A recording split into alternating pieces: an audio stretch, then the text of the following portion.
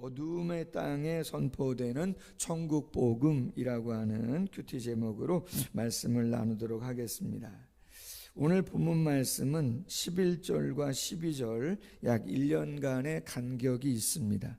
예수님의 1차 유대 지역 전도가 있었고, 그리고 나서 예수님의 주 전도의 지역이었던 선교의 센터의 역할을 감당했던 저 북쪽 갈릴리로 올라가셔서 그곳에서 가버나움에 머무시면서 사역을 감당했던 내용을 오늘 본문에서 기록해 주고 있습니다.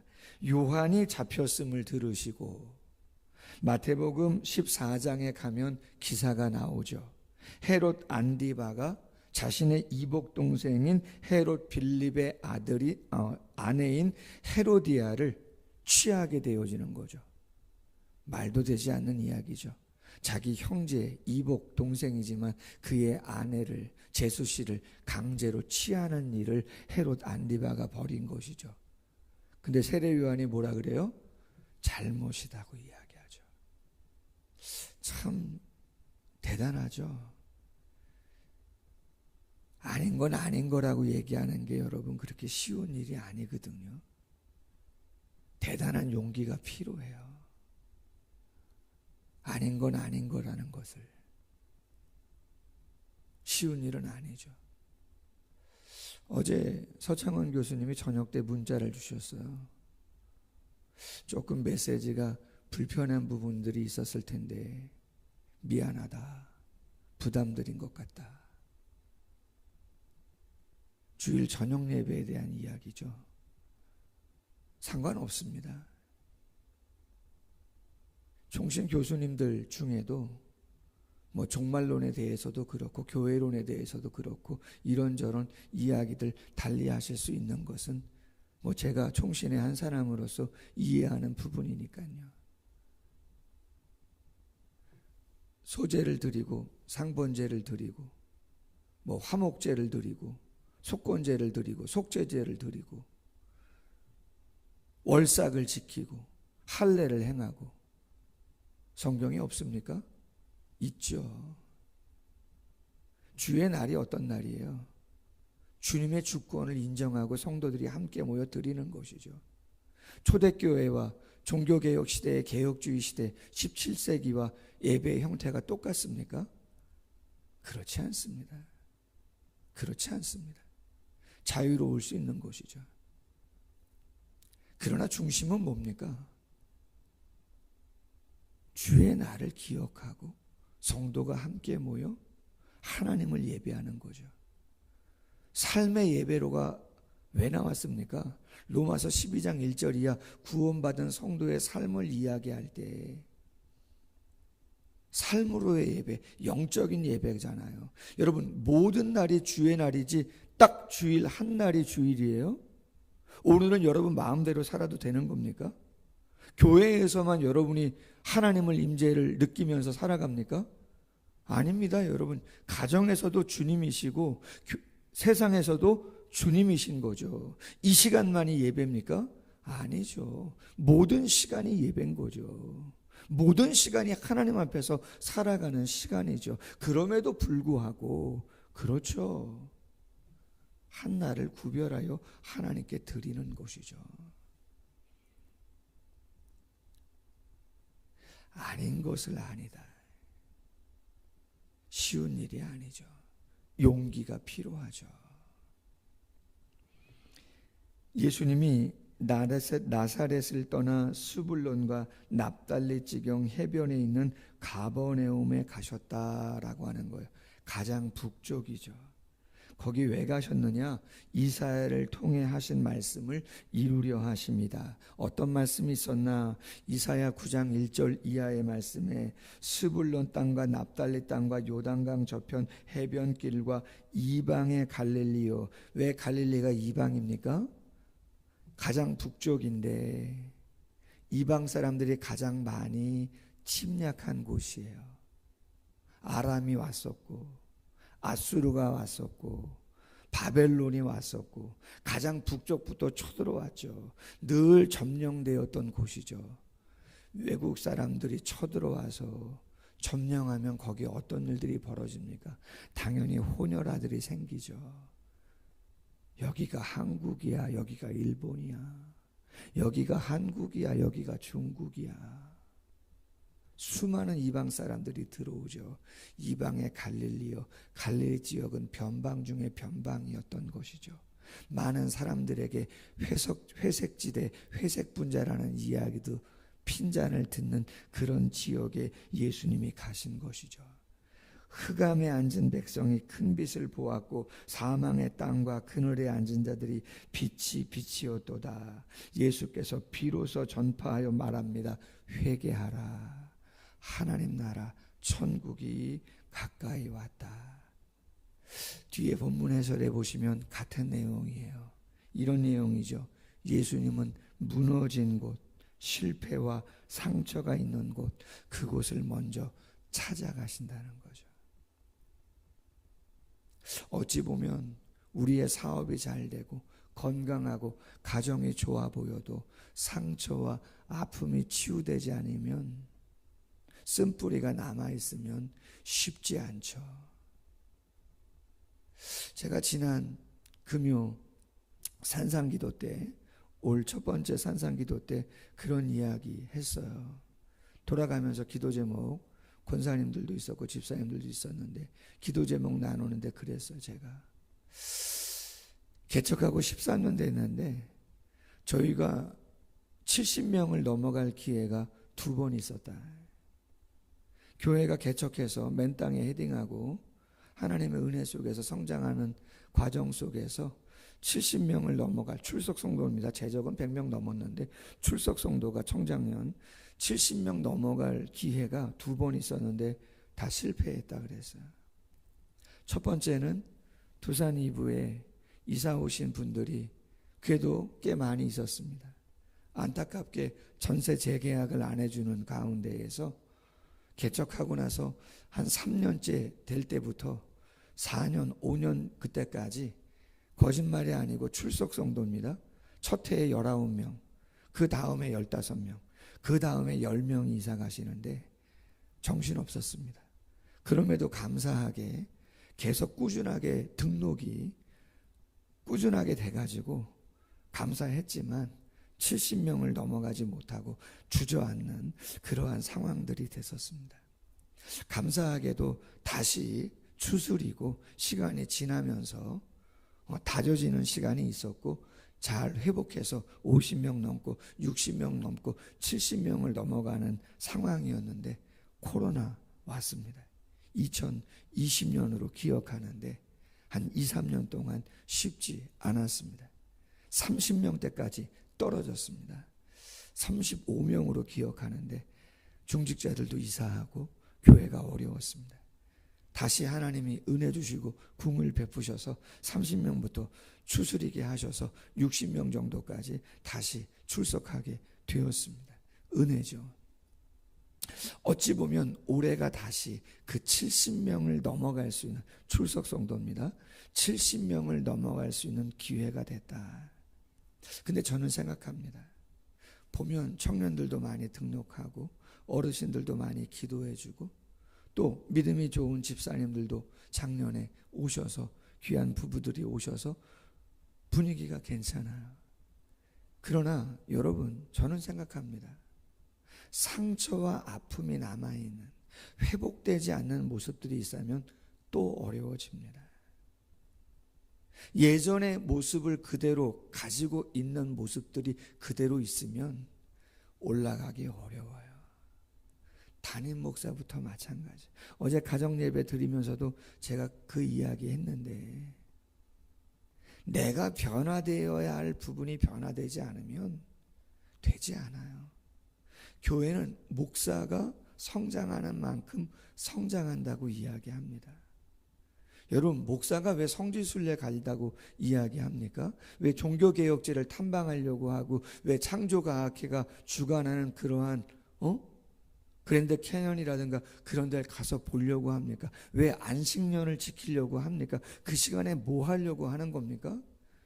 목사가 독립된 시간을 가지고 내가 부족하다고 생각하는 그런 부분들을 학적으로 또 경험적으로 그곳에 가고 그 공동체에 참여하면서 그러한 시간들을 갖는 것이에요. 왜? 재교육이 필요하기 때문에. 신학교육 학부 4년, 대학원 3년 공부 다 했습니다. 저는 온라인으로 상담 공부, 학사학위 또 하나 있습니다. 4년 동안 공부했습니다. 그것으로 끝인가? 아니요. 안주하면 안 되는 거죠. 내 약한 부분이 무엇인가? 내가 어떻게 바뀌어야 되는가? 이스라엘의 회복은 가장 상처가 많은, 가장 아픔이 많은 그 북쪽 갈릴리 그곳에 가셔서 그것부터 치유하고 그것부터 회복하고자 하는 예수님의 마음이 담겨 있는 거다. 겉으로 보면 좋다, 괜찮다, 아니죠. 골모 있는 부분, 터뜨려야 되는 부분, 치유와 회복이 가장 많은 부분이 어디인가를 주님이 아시고 그곳에 현실적인 아픔이 있기에 그곳에 가셔서 위로해 주시려고 하는 것이죠.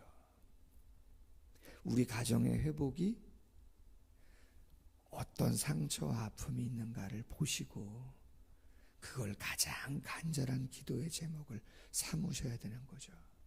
사랑을 그리는 교회가 2026년에 그 다음을 생각한다면 어떤 부분부터 치유와 회복이 일어나야 되는가를 우리는 기억해야 되고 거기서부터 집중하고 변화를 이루어 가야 되는 것이죠. 열애는 없습니다.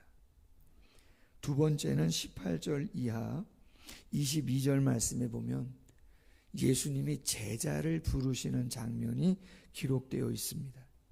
베드로, 안드레, 야고보와 요한을 부르시죠. 갈릴리 호수가 있는, 바다라고 일컫는 그 넓은 호수가 있는 곳에 어부들이 있죠.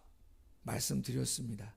냄새나는 직업에 종사하는 사람들은 우리나라 백정과 같은 그렇게 천대를 받는 사람들이었죠. 그럼에도 불구하고 예수님이 그들을 사람 낚는 어부로 부르시겠다 하십니다. 직분을 줄 때는 두 가지가 있습니다. 하나는 충성된 사람들을 부르시는 경우가 있습니다. 그러나 오늘 본문에 보면 충성된 사람들임에 분명합니다. 왜? 자기가 맡고 있는 그 일에 열심을 내기 때문입니다. 오늘 말씀에 보면 18절에 금을 던지는 것을 보시고 21절에 금을 깁는 것을 보시고 그렇게 말씀하세요. 다윗이 기름 부음 받을 때가 언제였어요? 자기 양을 치러 들에 있을 때잖아요. 모세 또한 언제 부름 받아요? 양을 치러, 그렇죠, 호렙산에 왔을 때, 그때 하나님의 부르심을 가시떨기나무 가운데서 받는 거죠. 게으른 사람이 부름을 받는가? 하나님이 게으른데 쓰시는가? 자기 일, 자기에게 주어진 일에 충실하지 못하는 사람을 하나님이 쓰시는가? 그런 일은 없다는 거죠. 여러분 말씀 잘 보세요. 예레미야 48장 10절 말씀에 이런 말씀이 있어요. 여호와의 일을 게을리하는 자는 저주를 받을 것이요 자기 칼을 금하여 피를 흘리지 아니하는 자도 저주를 받을 것이로다. 어떤 사람이 저주를 받는다고요? 자기 일에 게으른 사람입니다. 자기 일이 어떤 일이에요? 여러분, 우리 모든 일은 다 천직입니다. 교회의 직분 또한 천직이고 세상 속에서 맡은 그 직임도 하나님 앞에서 행하여야 할 천직입니다. 믿습니까? 목사의 일만 거룩한 일이 아니고 여러분이 세상에서 맡은 그 일도 천직입니다. 하나님 앞에서 행해야 할 일들이에요. 가정주부다 가정주부의 역할을 감당하셔야 됩니다.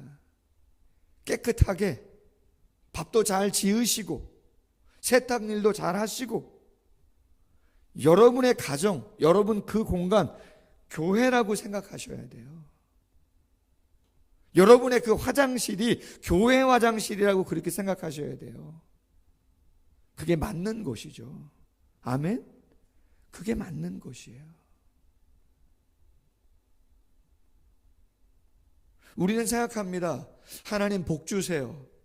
아니요, 여러분. 복을 생각하기 전에 내가 하나님께 저주받을 일이 없는가를 생각하세요. 같이 가시는 게 맞는 거죠. 왜? 하나님이 이스라엘 백성들에게 복만 주십니까? 복과 화를.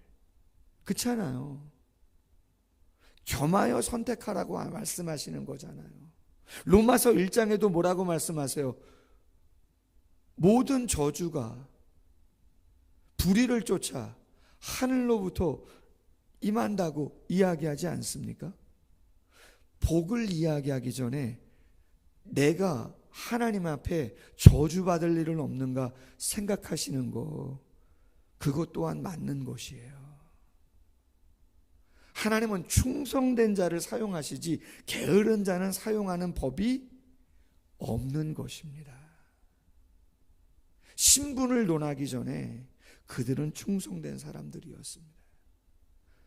버려두고라고 돼 있잖아요. 어제 목사님 말씀하셨잖아요.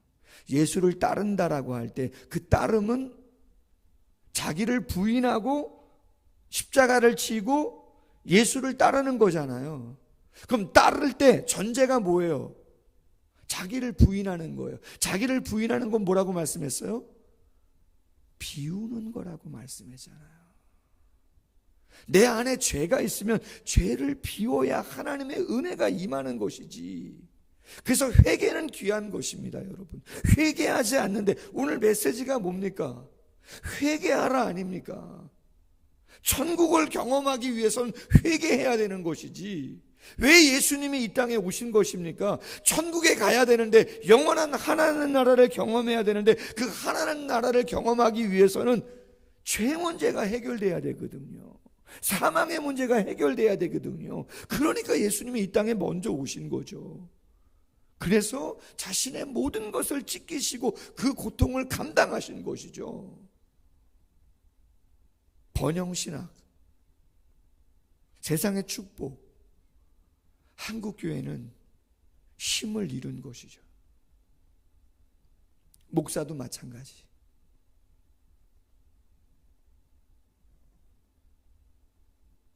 개척 나오기 전에 사례를 300만 원 좀 더 받았습니다. 부목사 때. 사택도 제공받고. 사례를 자꾸 올려주시니까 부담이에요. 오래됐으니까 받는 건 당연하겠죠. 제가 아내한테 얘기했어요. 여보, 이거 다 쓰면 안 돼. 우리 개척할 거야. 개척하면 바닥이야. 훈련해야 돼. 있는 대로 다 쓴다? 되지 않아요. 이 물질 하나님 겁니다. 얼마를 벌든 하나님 겁니다. 어떻게 쓸 건가 생각해야죠. 내가 비우지 아니하면 하나님의 은혜는 채워지지 않아요. 충성된 자, 내가 게을리하고 있는 게 뭔가 하나님 앞에서 직분 받으셨으면 그 직분 잘 감당하셔야 돼요. 복을 이야기하기 전에 그 직분을 잘 감당하셔야 돼요. 충성은 있는 자리에 있어야 되는 거예요. 교회가 산상기도를 하자, 교회가 구역예배를 하자, 교회가 전도회를 하고 독서 토론을 하고 무엇을 하자 공적으로 이야기했으면 순종하셔야죠. 무슨 이유가 됐든 충성하시려고 애쓰셔야죠. 그게 맞는 것이죠. 그게 복이에요. 다른 걸 이야기하시기 전에 게을리하는 자 복받을 생각도 하지 말아야죠. 쓰러지면 주님이 알아서 하십니다. 그 각오로 감당하는 것이지 그것도 없이 그건 아닌 것이죠. 저는 지금까지 부교육자 20년 넘게 사역했지만 담임 목회자 13년 동안 하고 있지만 담임 목사님이 저에게 무엇을 이야기할 때 노한 적은 한 번도 없습니다.